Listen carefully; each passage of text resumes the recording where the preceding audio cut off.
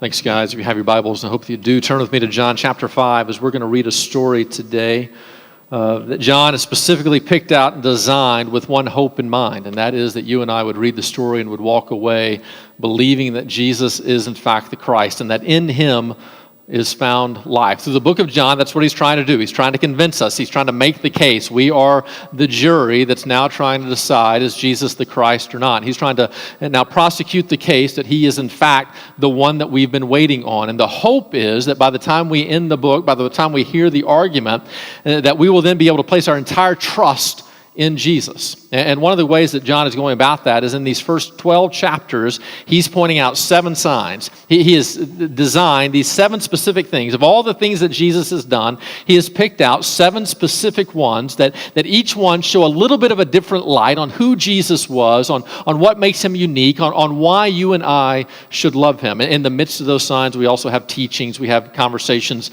with other people. But John specifically has picked this story today because it shows us something about Jesus, something that if we truly grasp, we will be drawn toward him, and the result will be further belief. Let's start reading in John chapter 5, beginning in verse number 1.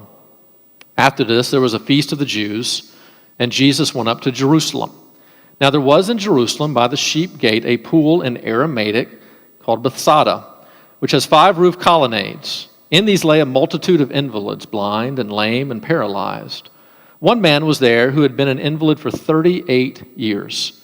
When Jesus saw him lying there and knew that he had already been there a long time, he said to him, "Do you want to be healed?" The sick man answered, "Sir, I have no one to put me into the pool when the water is stirred up, and while I'm going, another steps in before me." And Jesus said to him, "Get up, take up your bed, and walk." And at once the man was healed, and he took up his bed and walked. Now that day was the Sabbath. So the Jews said to the man who had been healed, "It's the Sabbath, and it's not lawful for you to take up your bed." But he answered them, "The man who healed me, that man said to take up your bed and walk." They asked him, "Who is the man who said to you, 'Take up your bed and walk'?" Now the man who had been healed did not know who it was, for Jesus had withdrawn, as there was a crowd in the place. Afterward, Jesus found him in the temple and said to him, "See, you are well. Sin no more, that nothing worse may happen to you." The man went away and told the Jews it was Jesus who had healed him. And this was why the Jews were persecuting Jesus, because he was doing these things on the Sabbath. But Jesus answered them, "My Father is working until now, and I am working." Humanity has a temptation. It's not a conscious decision that we make. It's an unconscious one. That there are some people that we're uncomfortable with. We're uncomfortable around them. And maybe it's fight or flight. Maybe it's that survival of the fittest world that we tend to live in. But we are very uncomfortable with weakness. We're very uncomfortable with sickness, with illness, with grief. And oftentimes in an unconscious way, not in a conscious, we're going to avoid it kind of way, but in an unconscious way, we naturally tend to separate ourselves from those who are experiencing those conditions. Maybe in part, the reason that that's the case is because we're afraid that if we associate with weakness, people will see us as weak and living in this world where the strong eat the weak. We're afraid that by associating with them, we are putting ourselves in danger. So it might be a subconscious survival of the fittest kind of mindset, a fight or flight kind of thing, that we tend to flee away from those who are going through difficult times in life, those who are different from us in any way. And in order to do so, we're trying to protect ourselves. That's what makes Jesus different than us. One of the distinctions of who Jesus was is that he saw this man on this day. You and I wouldn't have seen him. You and I would have done everything in our power, subconsciously, unconsciously, to avoid him at all costs. And even if we happen to physically be in his presence, we would intentionally look the other way or over him, and whatever was the case, to relieve ourselves from any sense of responsibility of actually looking down into his suffering and into his pain. But Jesus always tends to run toward the brokenhearted, always has this ability to see, to understand, to have this compassion and this mercy. But while we run away from, Jesus runs too. He descended down from heaven. He didn't have to. He could have stayed up there in heaven, but instead, seeing our plight, he came down to this planet. While a good Jew would go around Samaria, that way he wouldn't have to deal with any of these Samaritans that were so different, that were an outcast. Jesus was the one who would go right through Samaria. While everybody else would avoid the woman at the well, and even if she was there, they wouldn't look at her, they wouldn't talk to her. Jesus was the type that would strike up the conversation. And so it's no surprise on that day when Jesus is at the temple, it's no shock to me whatsoever. It's no surprise to you whatsoever that Jesus is where he is. He's at the sheep gates. Now we remember about the temple that it had its different divisions. That we weren't all just gathered together there at the temple, that it had these different separations. And so everybody could gather in the outer gate. Everybody could be there, Jew and Gentile, male and female. You could all be out there in the outer courts. But then there was this division that a Gentile would have to stay on the outsides.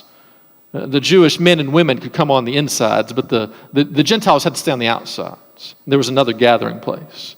But then there was another division, and the women had to stay here, and the Jewish men could go on the inside where the business was kind of taking place. But even there was another divide, and only the holiest of the holiest, and only on certain occasions could then those Jews go even further inside. We know about these divisions that took place within the temple, but there were also these different entrances. There were different entrances that, depending on what kind of class and what kind of wealth and what kind of influence you had, you would enter in through. There were kind of these VIP places, this way to get in that had less of a hassle, gave you quicker access. But one of these entrances was called the sheep gate. You think about in that Jewish kind of worship, sacrifices were important. And the central worship service would be the Passover worship service, and the central figure of the Passover worship service was the sacrificial lamb, the sheep, that ultimately would symbolize who Jesus was. And yet before the sheep got in to be sacrificed, there was a preparation place. There was a pool where that sheep would be cleansed and be taken care of. And there'd be other sacrifices that were there for other feasts that were going on. And so while there were all these other gates that were pretty and that were beautiful and that were great, there was this one gate called the sheep gate, which is where the sacrifices were cleansed, where they were held. And it was smelly and it was loud and it was dirty. And so the rich would avoid that. They would come in by other ways. And yet there were some in their community who didn't have the wealth and the influence and the power and the prestige that they had. But those people deserve access just as well. Maybe some of them couldn't walk, and some of them couldn't see, and some of them couldn't speak. Maybe some of them had mental issues that made them somewhat of an outcast. And the religious leaders wanted to give them access to the worshiping community, but they didn't want to see them. They didn't want to deal with them. They didn't want to rub shoulders with them, because if they did, they might have some kind of responsibility. And so they took this whole community and they said, hey, y'all can just kind of hang out by the sheep gate. That way you're nearby. You can be right there. And we learn in Acts chapter 5 that as they were there, the way they got their substance in life, the way they actually made their living, was that they were allowed to beg. If you had an actual condition, if there was something that was wrong with you that was identified, you were allowed to now lay outside of the temple and ask for alms. We see this in Acts chapter 5. You could actually beg. But notice how the religious elite had set it up. They had set it up where the people who needed the most would be begging from the people who had the least. Because it was only the other poor people who would enter in through the sheep gate. Everybody had any influence whatsoever would come in through a different door. And so the rich and the powerful, not only did they not have to see the suffering that was around them, they didn't actually have to do anything about it, because they would have no responsibility to go around to find the beggar. The beggar would have to find them. Well, they wouldn't have the physical capability to do so. With all these different entrances, is it any wonder of where Jesus would be found that day? Not walking through as the king through his royal entrance. Not walking through as the greatest religious teacher, not walking through with the power and the insight and the wisdom and the fame, not coming through these clean gates where everybody else would come through. Is it any surprise whatsoever? You know Jesus. You've known him long enough to understand where Jesus is going to be that day. He's not going to be hobnobbing with the elites. He's going to be over here with the down and out that everybody else is overlooking. And then verse number 6 says something that if you know Jesus at all, doesn't surprise you at all, but it's what makes him different from me and you. Verse number 6 says Jesus saw the man. He saw him in the midst of the stench and the smell and the noise and the suffering and the crowds and the sorrow. he locked eyes with him. It's an amazing thing that we've studied in the book of John. Jesus has this ability.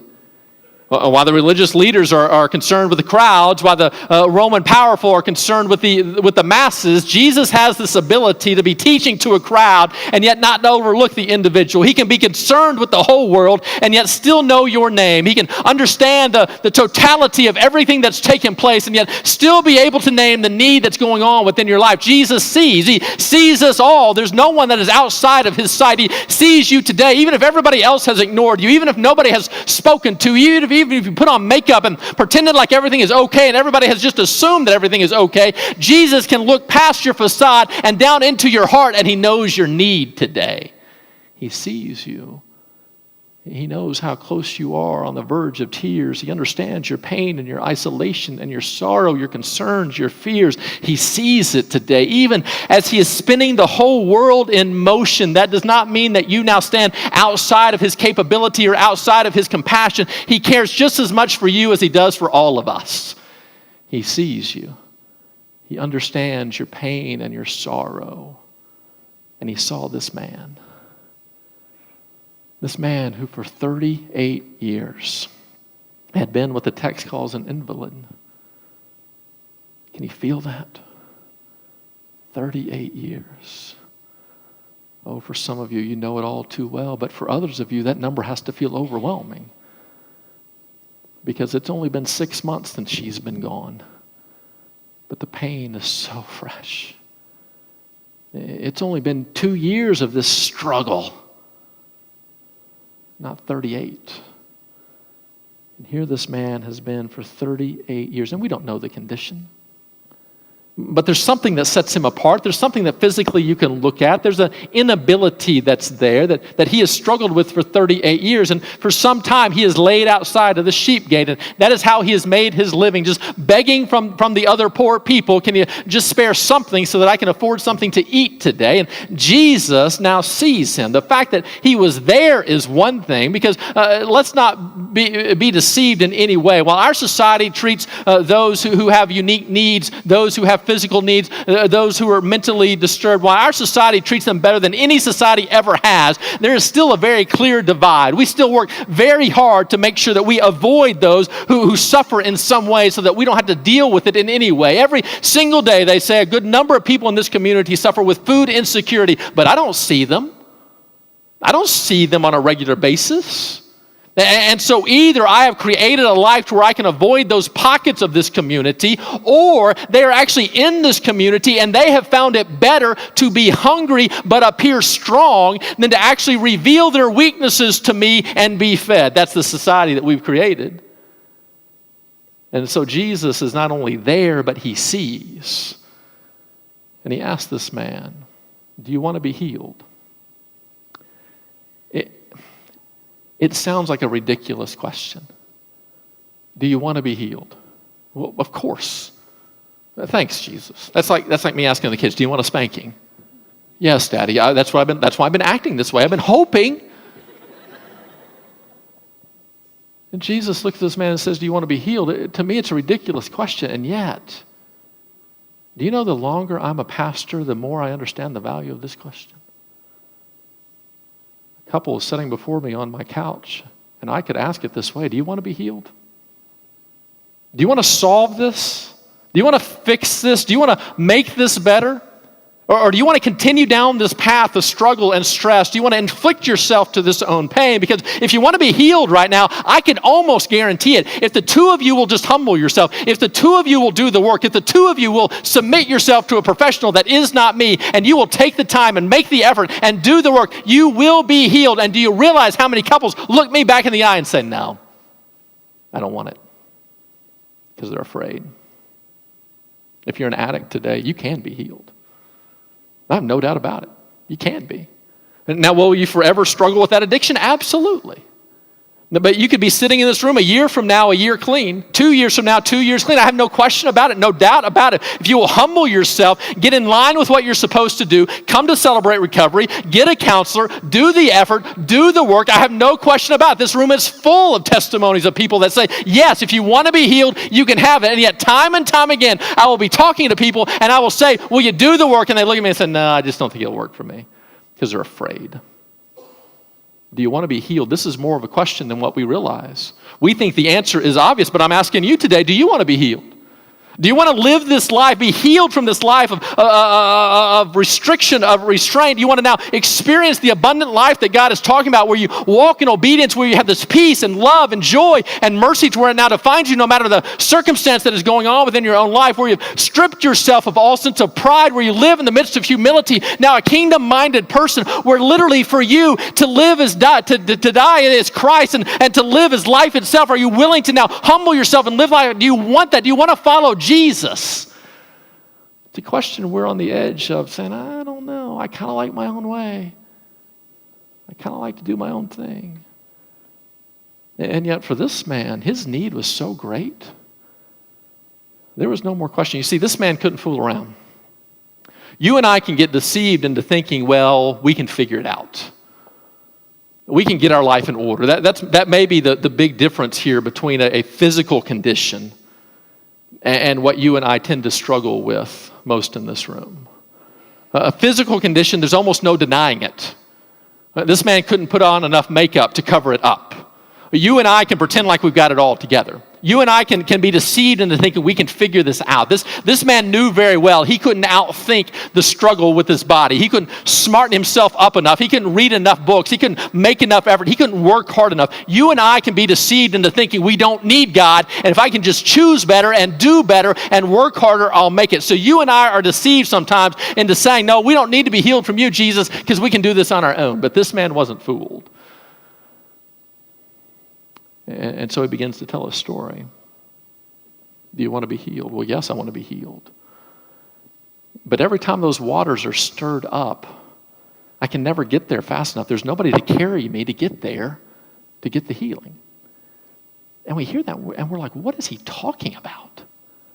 Well, apparently there was a myth that had arisen in the midst of the sheep gate, where so many people were suffering from the same conditions. You can almost see how it happens that one night they're all gathered around and there's a storyteller in the group. There's always a storyteller in the group. And while everybody else is trying to sleep, this guy starts talking. Yeah, I was here a few years ago, and I'll never forget Jack. Man, he had a horrible limp, and man, suddenly the water started bubbling, and we knew that God was working, and Jack went over, and he had the courage to get in. None of the rest of us had the courage to get in, and so he had the courage to get in, and the moment he touched the water, his limp went away. And Jack isn't here anymore because he can come in through a normal gate. He can live a normal life. And so anytime that water stirs up, people begin to hear that myth. Now, was the storyteller telling the truth that day, or was he just trying to be entertaining? We don't know. Here's what we do know. It sounds a lot like a cultic temple. This isn't a Jewish belief that there was some magical powers in these waters. What had happened is, in the midst of their suffering and the sorrow, these people with some kind of condition had bought into a fool's gold. Anytime somebody has a child that's born with special needs, I go to them and I just give them a small piece of advice. I say, hey, just FYI, well-intended people at this moment will likely come to you and try to sell you some products to take away the condition that your child's been diagnosed with. And most of them are well-intended. Some of them are just trying to profit off of your own pain, but most of them are well-intended. But just whenever they do that, understand that they don't mean harm, but don't be deceived, because in this moment, whenever you go through a diagnosis like that, you are willing to grasp at any straw. And I know that because it happened to us, where people were promising a product and showing us before and after pictures, and look at the change. And I didn't believe it. I'm a pretty skeptical person, and so I finally took one of these pamphlets to one of our doctors, and I said, hey, help me understand, because I do see a change. And the doctor very compassionately began to laugh, and I said, well, Kevin, Notice in this picture is a picture of an 8-year-old girl, and in this picture is a picture of probably a 13-year-old girl. What happens between 8 and 13 for a girl? I don't know. I'm a boy. And he said, well, puberty. He said there are definite changes that happen here, but those changes aren't caused by a vitamin or some miracle pill. Those changes are caused by puberty. And they're just using these pictures to now profit off of you. Whenever you go through a difficult time, you are susceptible to a lie. Your situation is so desperate, you just want to believe something, just anything. Maybe this will finally be the hope. I think one of the worst commercials on radio right now is, and so help me, if somebody has this company, I'm going to repent. But if you think you're overweight, maybe you're just bloated. Really? I mean, it sounds great, doesn't it? I mean, that sounds great. But really? And no doubt there's real conditions that are, no doubt.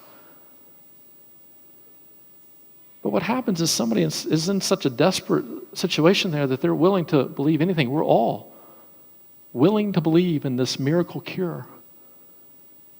So it's no surprise that this man, as he had laid there for so long, would begin to believe that the reason he hadn't been healed wasn't because of some grand design by God himself, but was instead because nobody cared enough for him to carry him into this pool. And you can get some sense of his condition where he begins to say that there were times where I got there myself. You almost get the sense that maybe at birth this man had a stroke to where half of his body was unusable, but he was able to use the other half in some way. And so he would be an outsider to everybody else, but he would still have some capability, enough capability that other people might look at him and say, well, he doesn't really need any help. He really doesn't count compared to these other people over here. So we're going to help them and leave him alone. And so you can see the water would begin to stir up. We assume it was a natural spring that would run underneath these waters. Surely there wasn't some evil salesman that would come along and stir up the water just for entertainment purposes, to get the hopes up of these people and now to abuse them yet again, to use them as their own entertainment. We understand that happens in our society where we will abuse people just for our own sense of laughter. Maybe that is what was going on, but the waters would be stirred up and he would look around and nobody would be there. And here was his chance. Here was his hope. After 38 years of being like this, he was finally going to find this experience of being whole, and he would begin to limp his whole body now over to the water. And right at the moment that he was about to dive into this pool and experience his healing, somebody else with a different condition, probably far less, maybe just a little bit of a withered hand, maybe they were missing a finger of some sort, so a far less condition, would stick their toe in first and get his healing. Can you sense his desperation? Our minds immediately go back to Mark chapter 2. Mark chapter 2, there was a man with a similar condition, maybe a little bit worse, who was now destined to live in this bedding. And yet he had friends. We don't know why he had friends and this other guy didn't have friends. Maybe they were relatives. Maybe they all went to high school together. Maybe this man had a sudden condition, and so he still had some of the relationships that he had before, but this man needs healing, and so he has such great friends that they take him on his bed, and the four of them now carry them to where Jesus is, knowing that Jesus can heal him. And yet there's such a crowd around Jesus that there's no way they can get in, but he had such great friends that were undeterred in any way, and so they went up on the roof and they cut a hole in the clay roof and they lowered this man down at the very feet of Jesus, and Jesus looks up and says, because of their faith, this man is now healed. All this man over here needs in John chapter 5 is just a friend to get him into the pool, but he has nobody. Some of you know all too well what that's like. The loneliness is the worst. You can take the physical condition. You can take the struggle. It's just that nobody knows your name. Nobody knows the pain that's going on within your own heart. You might be surrounded with people at work. You might be surrounded with people that you can hang out with and have fun. You might go to the game with a crowd.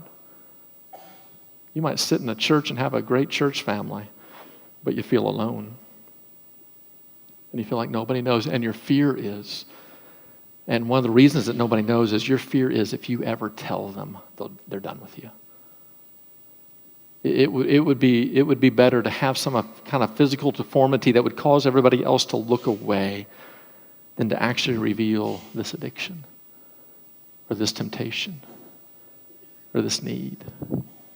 And you know the isolation all too well. And this man is all alone. No hope. And here comes this guy and says, do you want to be healed? Well, of course I want to be healed. But Jesus knows something that he doesn't. This man has made an assumption that the only way I can find healing is in that water over there, that if I can just get to it first. He doesn't understand the emptiness of that pool. He doesn't understand the myth that he's living by. He doesn't understand that he's following the wrong advice, not the divine counsel of a holy God, but the rumors of humanity who's just trying to figure out life for themselves. He doesn't understand that his pursuit is worthless, that everything he is now casting his life upon is empty. He doesn't know it.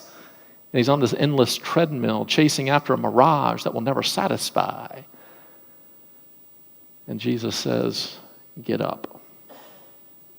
Take up your mat and walk. Well, suddenly this man begins to feel a strength he hasn't had before.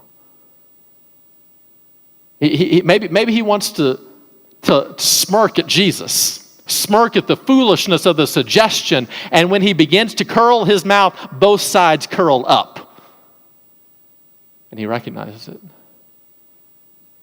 And he raises his eyebrows, and both eyebrows raise. And he looks at his hand, and he lifts it.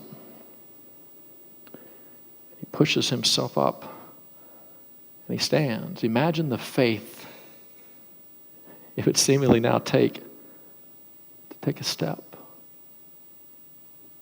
And he walks. And he reaches down, and he picks up his mat. And he's alive. I noticed something about this man. It's striking to me. This man never asked to be healed. This man never proclaimed faith in Jesus. This man never thanked Jesus for healing him.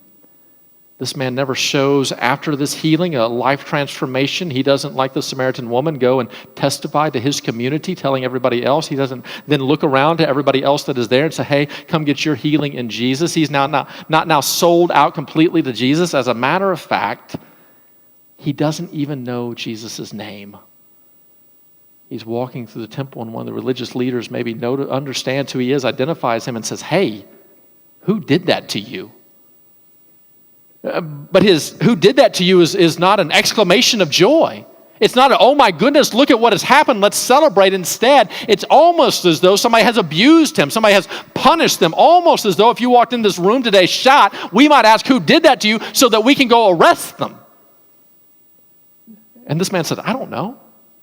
How can he not know? This is Jesus. And yet we have these so-called faith healers on television telling you that if you have enough faith, that your faith is now the key that unlocks heaven's door to his miracles. And if you can just have enough faith, he will rain down miracles upon you. And so if something is wrong with you, that's your fault. You need more faith. Well, what about the faith of this man? He had nothing. Nothing. You know what's true about healing? God can do whatever he wants, whenever he wants, however he wants, to whomever he wants, and we're never going to understand it. And so he'll allow a person to suffer forever, like Paul and his thorn in the flesh, and he will use that for his glory. And then he will heal this man who never shows any faith whatsoever. And we are left dumbfounded going, we just have to trust you here, Jesus. And this man begins to walk, and the attackers come, and so they send the man back out to figure out who healed him. And so he finds Jesus. And Jesus says something pretty interesting to him and says, hey, man, you're doing great. Now don't go sin lest something worse happens to you. And he's not saying here as though, hey, your sin caused this originally. He'll clarify that in John chapter 9. But it could be that what Jesus is saying here is, I've healed you physically. Now you need to turn your eyes to an eternal healing that only I can give you. But whatever is the case, this man finally knows the name of the person who healed him and goes back to the religious elite and says it's Jesus. And their response is, let's go get him. Their response, instead of feeling joy for the freedom of this man, instead of now finding this excitement that's there, instead of understanding that God is at work in their presence and in their midst, and instead of celebrating, they feel threatened and under attack. And the story and the friction is beginning to grow that will ultimately lead to the death of Jesus, all because of what he's doing here. But here's my question. Why did Jesus pick this fight? And notice, he picked it. You see, this was the Sabbath. And that's what they're saying here is, this man has violated the Sabbath. But he hadn't violated the Sabbath by receiving a healing. Jesus didn't violate the Sabbath by doing a healing. You could heal on the Sabbath. The violation of the Sabbath was you were not allowed to do work. And so when God created the Sabbath, the religious people began to come along and to assist people to fully experience the joy of the Sabbath, this day of rest in which we find joy and delight in who God has created us to be, not our own achievement. These religious leaders, what began as an attempt to help people who wanted to celebrate the Sabbath, began to explain to them, here's how you keep from violating it. And one of the rules that they made up was this: it is now illegal to carry your bed on the Sabbath. And so now you could help somebody else. And so if there's somebody laying in the bed, you could carry it. But if there's nobody in the bed, you got to leave it, let it be for the day, and you can pick it up the next day. And what began as an attempt of humanity to help people celebrate the Sabbath slowly became this legalistic restriction to where people were terrified to move for fear that they would have violated somebody else's rule about how to celebrate the Sabbath. And this day that was created for joy became this experience of restriction and legalism and oppression. And Jesus knew it. Now think about this. Had Jesus seen that man and said, "Get up, leave your mat," as a testimony. Leave your mat now as a sign. As an Ebenezer, that it's a sign now that people can come to and point, and maybe eventually they'll build a little glass enclosure of it, and they will always look to it. Had he said, "Get up and leave your mat and walk," nobody would have said anything. But Jesus, knowing the Jewish law, said, "This is a fight I'm about to fight. Not only am I going to heal you, I'm going to irritate them while I do it." Now we kind of like that about Jesus, don't we? We love it when he irritates other people. We hate it when he irritates us. And the foolishness that we have is we think that if Jesus was going to irritate anybody today, he would be irritating them, not us. Because we assume Jesus is just like us. And he likes what we like, and he'll vote how we vote, and he'll do what we say to do, and he loves who we love, and he hates who we hate. But that ain't Jesus. Jesus loves some people, and some people are going to be in heaven that you're not going to like. That's irritating. He begins to prick at your heart just a little bit, to draw attention to the ways in which you're not like him, the affections that you have for things that he doesn't have affection for. Jesus is willing to pick a fight with you because he loves you. He's not like the rest of us, and this is why we have to be very careful with it, that yes, the gospel does irritate people, and so in part, it's our job to be an irritation. In part, as a pastor, if I never irritate you, I'm not doing my job. But the problem is, Jesus does it with a perfect love for you. My problem is sometimes I'm just being a jerk. Thank you for not amening. So we have to be careful with this. But Jesus will pick a fight with you. He will allow you to experience frustration, allow you to experience the emptiness of what you're trying to pursue. He will actually allow you to get the mirage and then to realize it is a mirage. And he's doing that out of love for you to show the emptiness, the vanity of your own pursuit, the wrong story that you've written of something else that can bring you satisfaction, of something else that can bring you healing. He is allowing you to experience that. He is creating a rub so that you might have the chance to turn to him. Why do you think life is so frustrating? Why do you think that work can be so frustrating? It's because work was never meant to bring you the ultimate satisfaction. It's meant to be you using your gifts and your skills and abilities, absolutely, but work was never supposed to define you. So never expect it to be perfect. Why is marriage so frustrating? Well, because she's wrong. That's why. I mean, not her. I mean, come on. Y'all knew I wasn't talking about her. Why is marriage so frustrating? Well, in part because we're two sinful people trying to live life together. But in another part, it's because your wife is not the other half. Your wife is not what actually saves you. Your wife is not what's supposed to bring you satisfaction. A perfect relationship is not where you find your identity. Why are kids so frustrating? It's because in part, they're meant to break away from us. They're meant to go. They're meant to grow up. We're not supposed to find our meaning, our identity, and our satisfaction in being a mom and dad. That is one role we play, but it is far minor in comparison to who we are as a child of God. God allows us to experience these frustrations. He will pick a fight with us because he cares about you enough, because he loves your heart so much. And notice why he picked this fight on this day. Why does John tell this story? How does this convince us to believe in Jesus? He tells this story, I think, not so much because of what happened, but because of when it happened. What happened on the Sabbath, but it was more than just any other Sabbath. What drove Jesus to Jerusalem was a pilgrim feast. And in all likelihood, it was the Feast of Tabernacles. It's this great feast that happened at the end of the summer. This great harvest would take place. They'd have these huge celebrations. But it didn't just happen because the harvest was coming in. It was also meant to commemorate what happened in the Exodus, where God's people were enslaved in Egypt, and God, having compassion upon them, freed them from the oppression of Pharaoh and led them out into the wilderness where finally they could worship. And because there wasn't a temple there like there was in Jerusalem, and we understand the importance of location as we heard in the story of the woman at the well, but because there wasn't a temple there, he allowed them to create this tent, this tabernacle that now symbolized the presence of God. And wherever God's people would go, that tabernacle could go until eventually they could rebuild the temple. And once a year they were to gather together in Jerusalem to step outside of the constraints of their daily lives, to step outside the circumstance of what was going on, and they were to celebrate.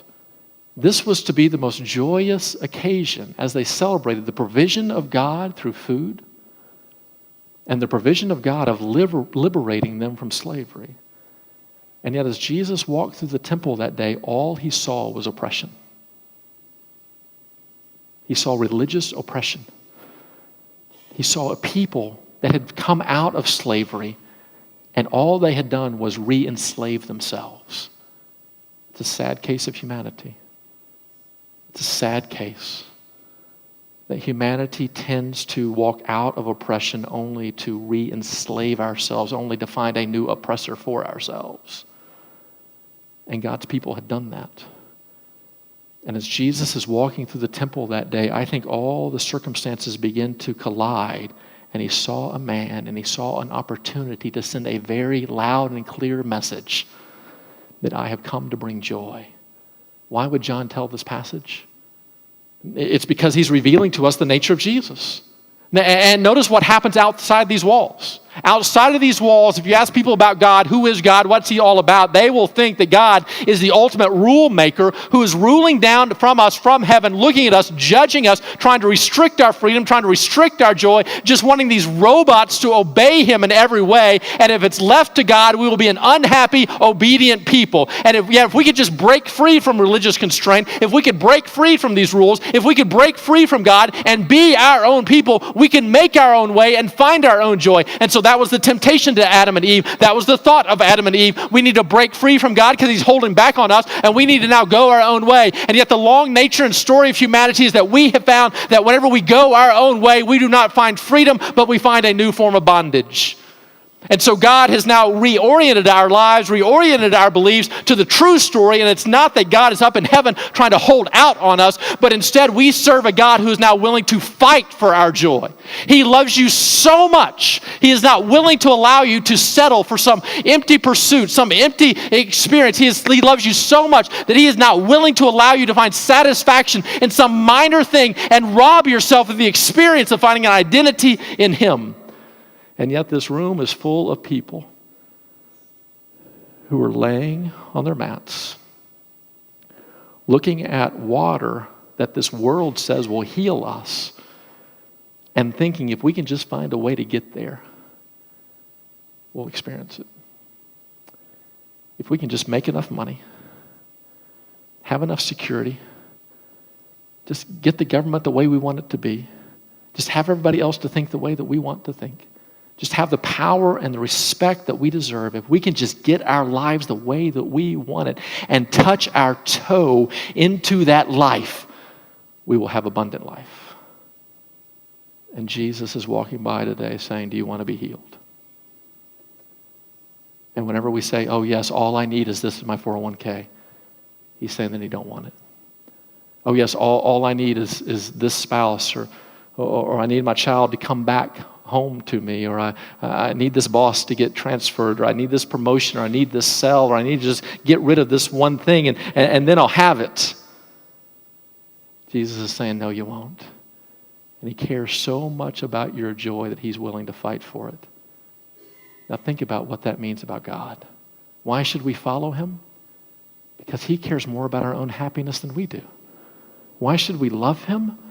Because every command he is giving us is not now a restraint to our freedom. It is an invitation into an abundant life. What is unforgiveness? It's a shackle. And so he gives us the difficult command to forgive, to liberate us, so that we might experience freedom. Every command of Jesus is an invitation to you to joy. And yet, so often we don't want to be healed. And we would prefer to follow our own way.